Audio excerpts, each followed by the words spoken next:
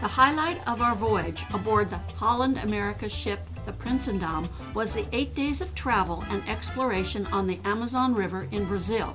This mighty river discharges the largest volume of water in the world. The Amazon is 4,000 miles long and has 17 tributaries of over 1,000 miles that merge their waters with the Amazon's muddy brown. There are many sizable cities along the banks of the Amazon. Santarém is one of the oldest.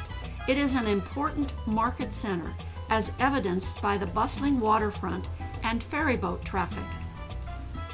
Vehicular ferries, too, that carry many trucks loaded with various cargoes. Or else the trucks are unloaded at water's edge and the boxes and bags go aboard. The streets of Santarém had a normal assortment of stores and shops. We stopped at a bar for a cold drink and some internet time.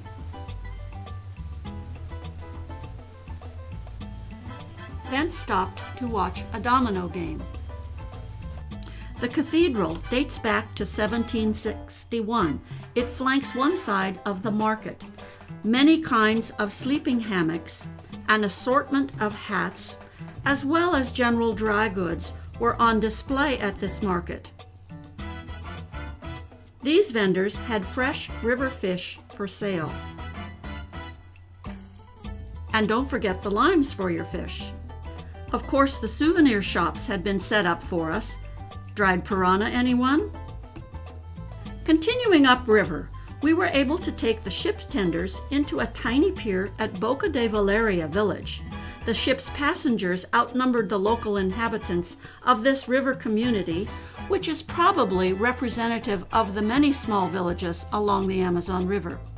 The children were dressed, perhaps, in tribal finery and feathers. They all had their hands out for photo money.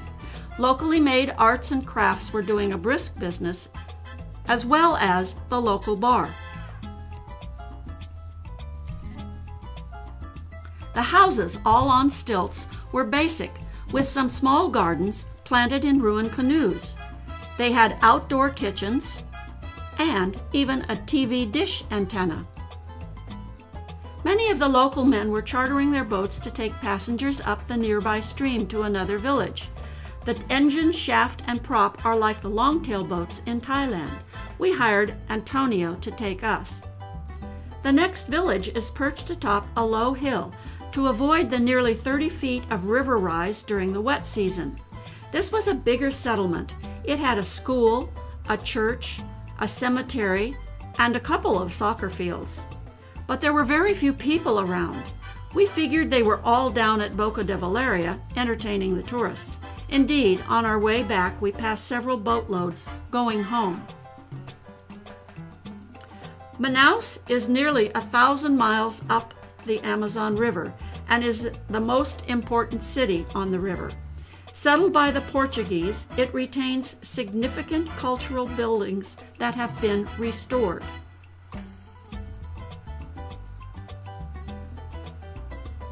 The charming wrought iron market on the waterfront attracts locals and tourists alike.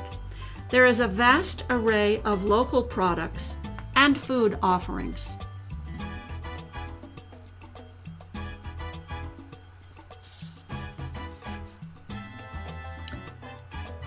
Walking the crowded streets, we headed toward the old city center. There, the plaza was awash with charm and stunning mosaics leading up to the cathedral.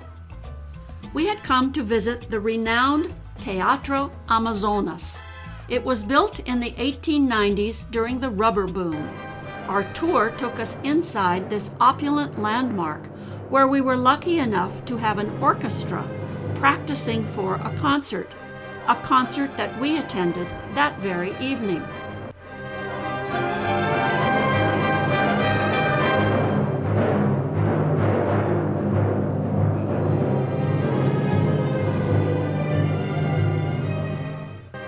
No wonder Manaus was then called the Paris of the jungle. Now, the only bridge that crosses the Amazon has no name. Our excursion on a small ferry boat went up the river to a rubber plantation that had been turned into a museum. Manaus enjoyed a period of great wealth as the world's only supplier of rubber. Our guide took us through the steps of rubber cultivation and preparation. Rubber trees are slashed in the early morning, the milky rubber sap is collected and continually poured onto a pole held over a smoking fire. There it congeals into a hard rubber ball.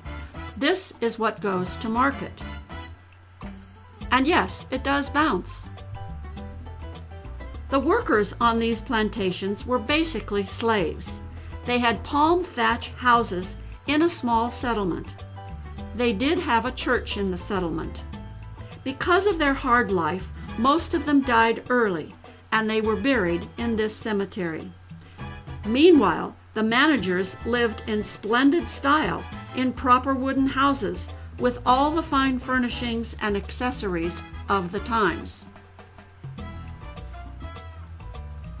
The riverboat then took us to an indigenous Indian village. The people here still lived in their traditional way. Friendly villagers acted as hosts to show us around their very neat village.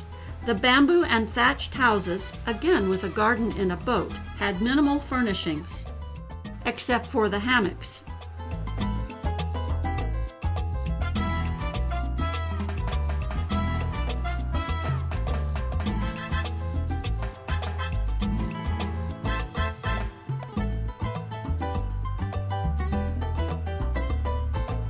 When the drums began, the shaman chief called all of us to the largest structure, a sort of auditorium where we sat on long log benches and waited for the villagers to gather and the dances to begin.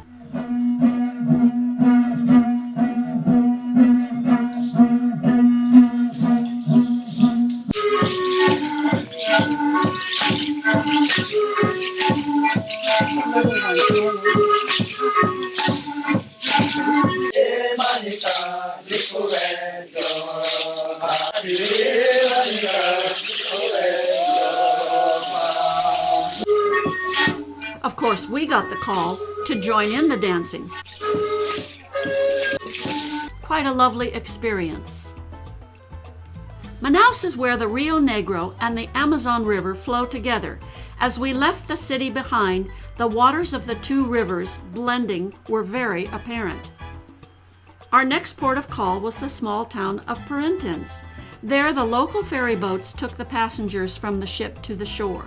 The captain was delighted to have us in the wheelhouse. There are no roads that lead to Parintins, only those within the towns. We were bused to the center, where the tallest building is the cathedral, and the streets are home to small shops and eateries. We did find a park with very interesting murals. The scenes were done in a half-sculpture style.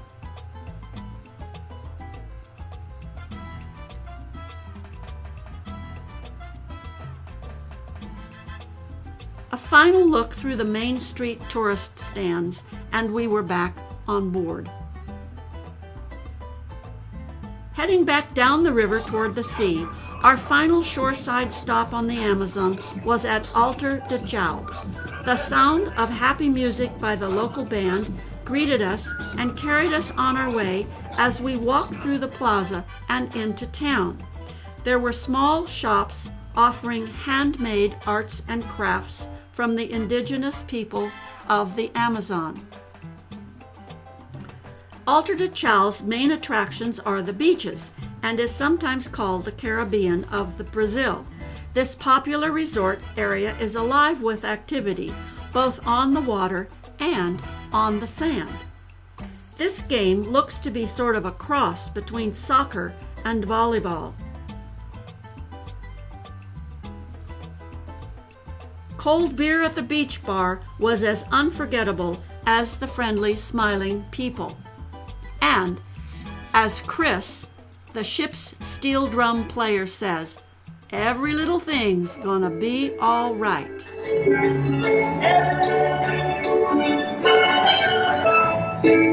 And our voyage on the Amazon certainly was.